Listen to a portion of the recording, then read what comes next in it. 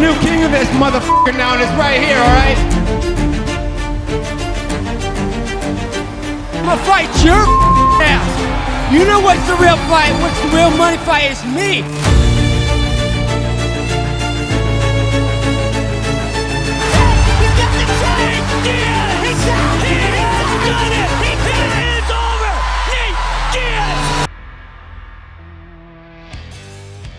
Picture of the moment. Round 2, UFC 196, Las Vegas. The MGM Grand Arena is so loud, you can barely hear the commentary. Conor McGregor, featherweight champion of the world and the biggest star combat sports had produced in a generation, is on his back, tapping the canvas. The man on top of him is from Stockton, California. He took the fight on 11 days' notice and wasn't supposed to win. The referee steps in, there's a pause, then the place erupts. Nate Diaz never became UFC champion. That is part of what makes his story so strange. Because in a sport built on titles, rankings, and promotional machines, he became something else entirely. Proof that being real can matter just as much as being the best. Stockton, 209, Nate Diaz. This is the story of how a fighter who never held a belt became one of the most unforgettable figures in combat sports. Born on April 16, 1985, Nate Diaz grew up in Stockton, California, a city that has long carried a reputation for poverty, violence, instability, and hard living. But statistics only tell part of the story. What matters more is what Stockton feels like when you come from it. It feels rough. It feels overlooked. It feels like the kind of place that teaches people early not to fake who they are, because life has a way of exposing pretense fast. That mattered for Nate Diaz. He and his older brother Nick grew up in that environment together, moving through the same city, the same struggles, and eventually the same fight culture. Nick got there first. Nate followed. For years, the two of them would be tied together, not just as brothers, but as products of the same place. And Stockton left fingerprints all over Nate's identity. The bluntness, the aggression, the refusal to act polished just to make other people comfortable. Work for I'm gonna fight your ass. You know what's the real fight? What's the real money fight? It's me. The sense that respect had to be earned, not given. None of that came from media training or branding. It came from where he was raised. For Nate Diaz, Stockton was never just a hometown. It was the foundation. And before the world knew him as a fighter, he was just another kid from that city trying to find structure, purpose, and a way forward. For him, that way forward ended up being a gym. The story of how Nate Diaz became a fighter is not complicated. His older brother Nick was already training. Nate was working nearby as a cook. The gym was right there. The door was open. He walked through it. That simple decision changed everything. Nate started training at Animal House, where early coaches helped shape the raw tools he already had. But the bigger turning point came when he became part of Cesar Gracie Jiu-Jitsu, the gym that helped define an entire generation of West Coast MMA. That room was tough, competitive, and built around pressure. The fighters there were expected to push hard, spar hard, and keep going when most people would have backed off. It was not a place for comfort, it was a place for sharpening people. Out of that environment came the scrap pack: Nick Diaz, Nate Diaz, Jake Shields, and Gilbert Melendez. For a period, it was one of the most respected camps in MMA, producing elite fighters across multiple promotions, and Nate's style started to fully take shape there. He fought southpaw, he walked forward, he threw in volume, he wore people down. And once opponents started breaking under the pace, the submissions opened up. Triangles, guillotines, chokes and scrambles, pressure that kept building until mistakes appeared. It was a style that looked messy to some people, but it was built on repetition, conditioning, and confidence. Nate was not trying to look perfect, he was trying to drown opponents in pace and force them into the kind of fight they did not want. That identity started in a hard gym, next to a kitchen, beside his brother, in a world that demanded toughness early. Before Nate Diaz became famous, he became dangerous.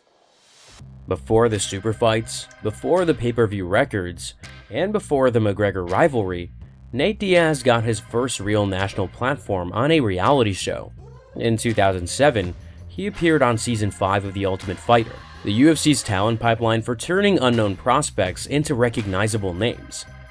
The format was simple: live in a house, train, fight, survive each round of elimination, and earn a UFC contract. For a lot of fighters, that kind of show is as much about performance as competition. The cameras are always there, the producers are always looking for personalities. The people who understand how to play that game usually benefit from it.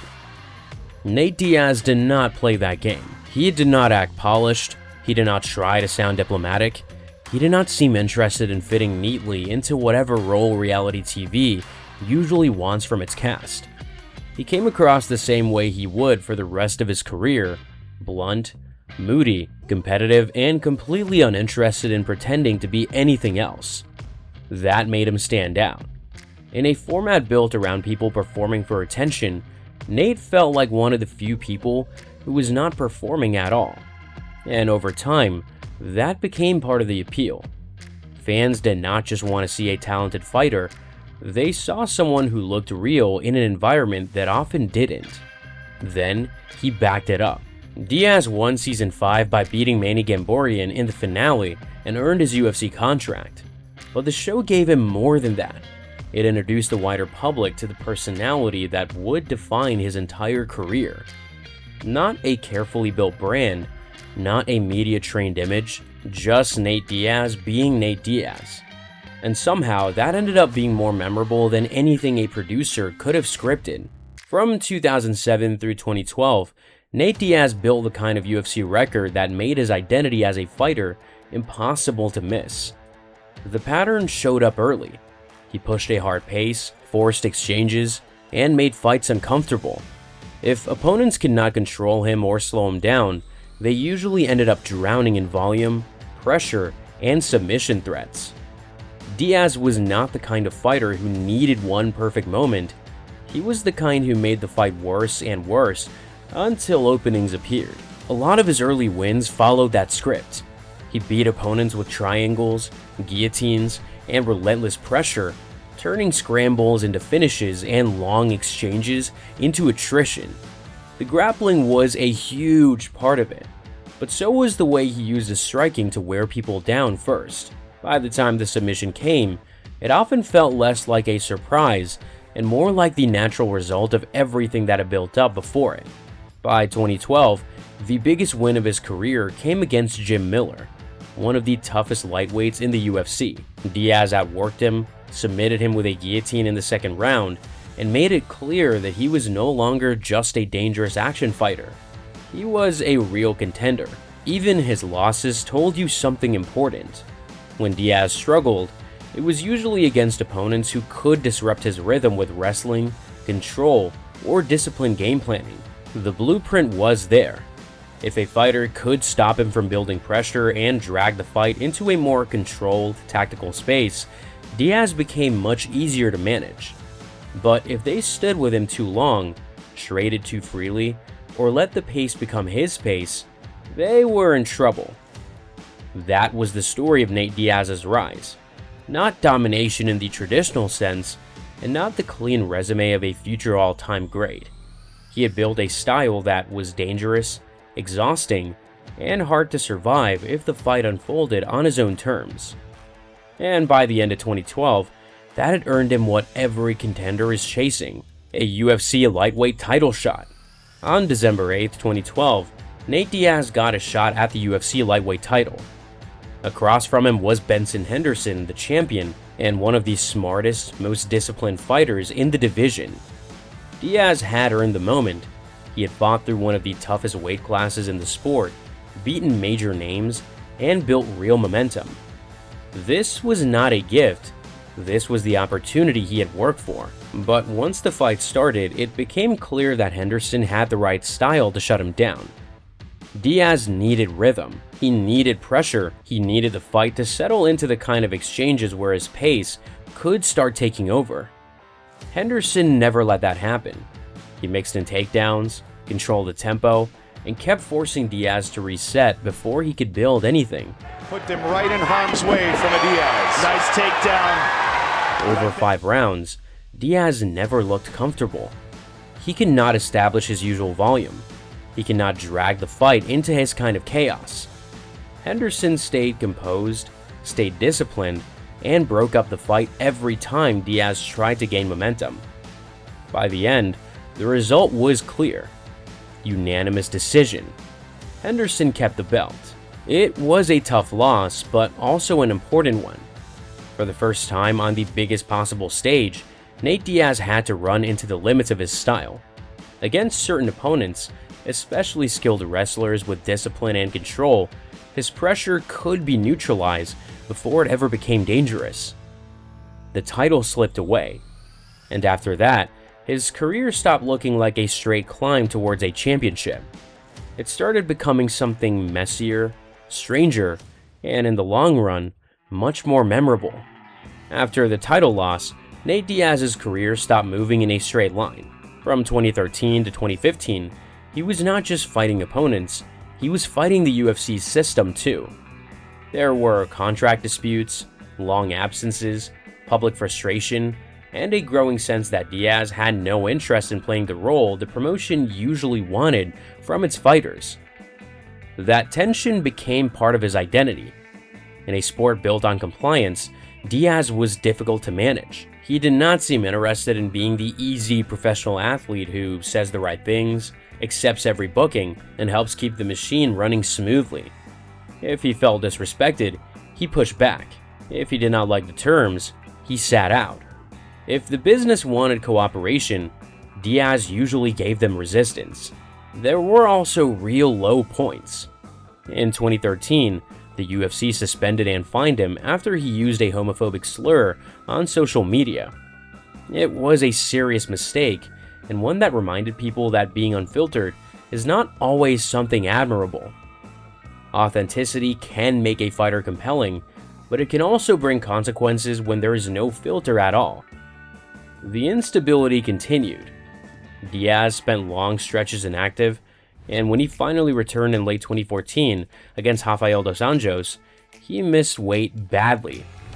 He lost the fight by unanimous decision, and the performance felt like the product of a career that had drifted off course.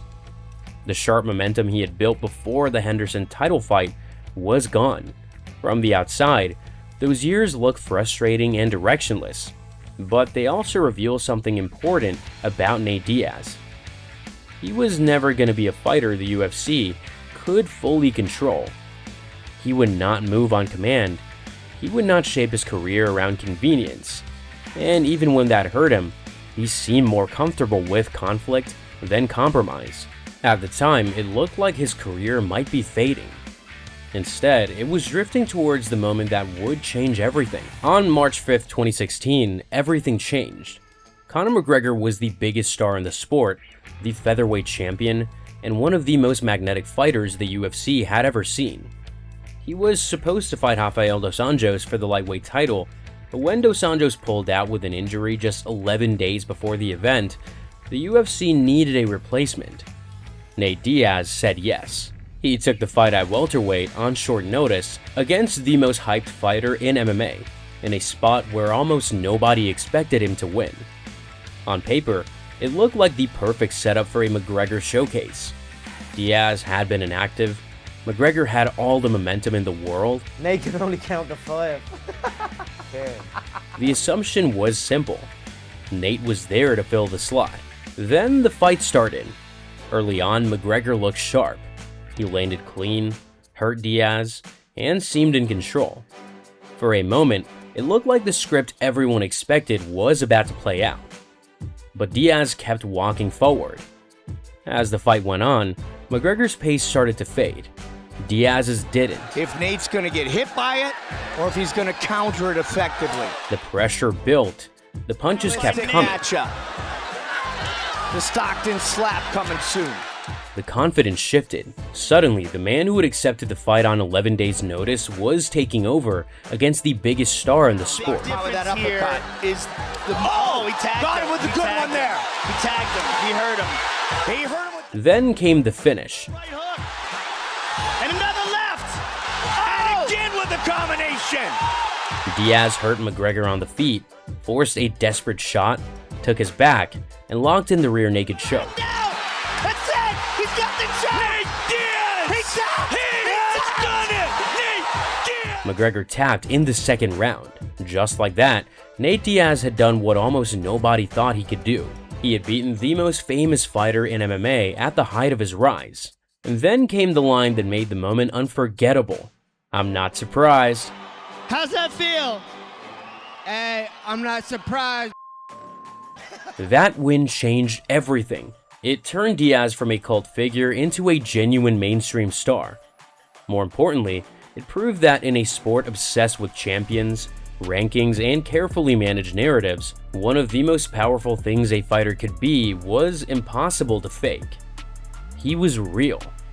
And now, the whole world was watching. 5 months later, they did it again. This time, it was not a late notice shock. It was one of the biggest rematches the UFC had ever promoted.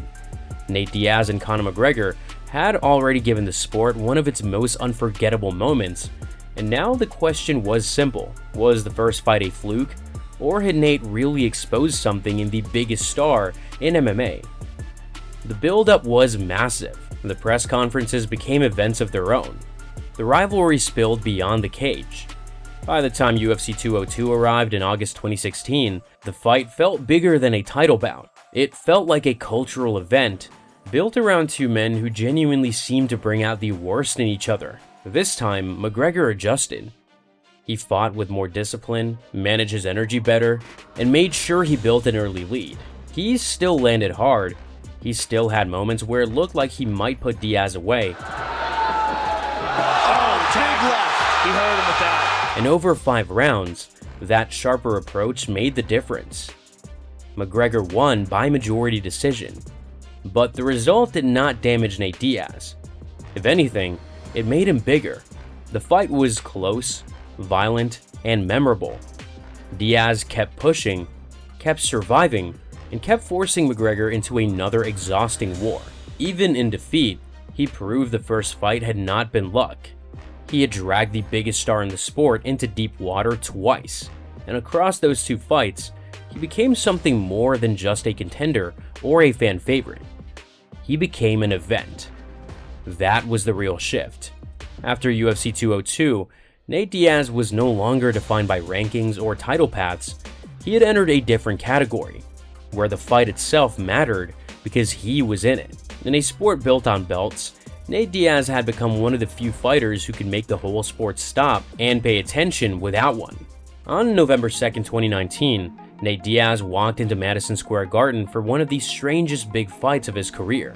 Across from him was Jorge Masvidal. On the line was the BMF title, a belt that meant nothing in the rankings and almost everything in the culture.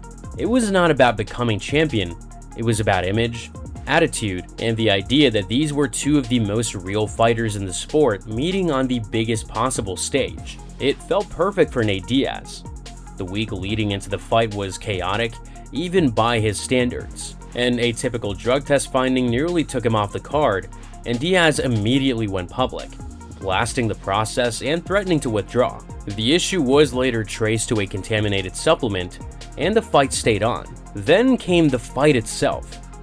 Masvidal was sharp, accurate, and in control early. He landed the cleaner shots, opened cuts on Diaz's face, and built a lead round by round. Nice elbow lands. Nate's hurt. Got a kick. That elbow landed. Trying to survive here. Statistically, he was winning clearly, but Diaz kept doing what Diaz always did. Diaz abducted with a big right. He kept walking forward. He kept trying to drag the fight into a place where toughness, pace, and pressure could start changing the story. That is what made the fight feel alive, even when he was behind. Then, the cut became too severe. Before the 4th round, the ringside doctor stopped the fight. Masvidal won by TKO, and the result immediately felt unsatisfying to a lot of people. Not because it was unfair, but because it felt unfinished. Diaz had lost, but he had lost in a way that still left room for myth. That became part of the Nate Diaz effect. Even when he was bloodied, even when he was behind, even when the official result went against him, he still found a way to leave with the image people remembered. Not the belt, not the scorecards, the image. Standing there, cut open and still game, looking like a man who would have kept going all night. That was Nate Diaz. And by that point, the image mattered almost as much as the outcome. For a fighter whose image was built around being real, Nate Diaz's career also came with a long trail of disputes, investigations, and legal problems. But what stands out is that, again and again, the story ended the same way. Diaz would clash with an institution, the situation would explode publicly, and in the end, nothing fully stuck to him. Some of it was minor. In 2016, USADA issued him a public warning connected to CBD use during competition week. It was not a failed drug test in the usual sense, but it added another layer to the growing idea that Nate Diaz was always going to be in friction with some kind of authority. The more serious controversy hit in 2019, right before his BMF fight against Jorge Masvidal. An unusual test result put his spot on the card in doubt, and Diaz responded by going public, blasting the process and suggesting he was prepared to pull out. His team later linked the result to a tainted supplement, and he was ultimately cleared to fight. Outside the cage, there were legal incidents too. Over the years, Diaz found himself tied to street altercations, battery accusations, and court filings. But once again, the pattern stayed familiar. Headlines came fast, the controversy got attention, and then the legal process moved forward without delivering the kind of lasting punishment people expected. There were also business disputes. After his 2024 boxing match with Jorge Masvidal, Diaz filed suit over money he said he was owed by promoters. It was another example of the same larger tension that had followed him for years. Nate Diaz against the people, systems, and institutions trying to control the business around him. That does not make every controversy noble. Some of it was messy, some of it was avoidable, some of it was self-inflicted, but it does fit the same pattern his whole career had followed. Nate Diaz was never built to move cleanly through official systems, whether it was the UFC, anti-doping agencies, promoters, or the legal system. He always seemed to end up in conflict with the structure around him. And somehow, he kept walking out the other side, still sounding like the same person he had always been. On September 10, 2022, Nate Diaz fought for the last time in the UFC. The original plan had been Khamzat Chimaev, but after Chimaev missed weight badly, the card was reshuffled, and Diaz ended up facing Tony Ferguson in the main event instead. It was chaotic, last minute, and completely fitting for the way Nate Diaz's UFC career had always worked. Then, he won. In the fourth round, Diaz locked up a guillotine choke and made Ferguson tap. One more submission, one more statement, and then, after years of tension with the promotion, he walked away from the UFC as a free agent. That ending mattered, because by that point, Diaz was no longer chasing rankings or title shots, he was chasing freedom. Every dispute, every holdout, every public clash with the UFC had pointed toward the same conclusion. He did not want the rest of his career to belong to someone else's system. So he built something outside of it. After leaving the UFC, Diaz boxed Jake Paul in 2023, proving he could still draw major attention without the UFC machine behind him. He launched Real Fight Inc., his own promotion, and kept expanding his name beyond just being an active fighter. The goal was no longer just to compete, it was to own more of the business around his fights. That shift says a lot about who Nate Diaz became. He started as a fighter from Stockton who built his reputation through pressure, toughness, and authenticity. He left the UFC as something bigger and harder to define. A star who had outgrown the normal career path, and a brand powerful enough to move on his own. Most fighters spend their careers chasing a belt. Nate Diaz spent his building a kind of leverage that belts do not always give you. And that is why, even after the UFC, he still mattered. On May 16, 2026, Nate Diaz returns to MMA. He is set to face Mike Perry in a 5-round welterweight fight, promoted by Most Valuable Promotions and streamed live on Netflix. That alone says a lot. Not the UFC, not traditional pay-per-view, Netflix, a global streaming platform putting Nate Diaz in front of an audience far bigger than the sport's old distribution model ever allowed. And that is the point. Nate didn't build his career by becoming the best fighter in the world. He built it by becoming someone people wanted to watch, regardless of belts or rankings. Long before the sport fully shifted towards star power and platform value, Nate Diaz was already proving that attention could matter just as much as championships. The industry eventually caught up. Nate never needed to be the champion to stay relevant, he just needed to be a real one. And speaking of MMA legends fighting on Netflix, watch the documentary we did on Gina Carano by clicking the video on your screen. We'll see you there!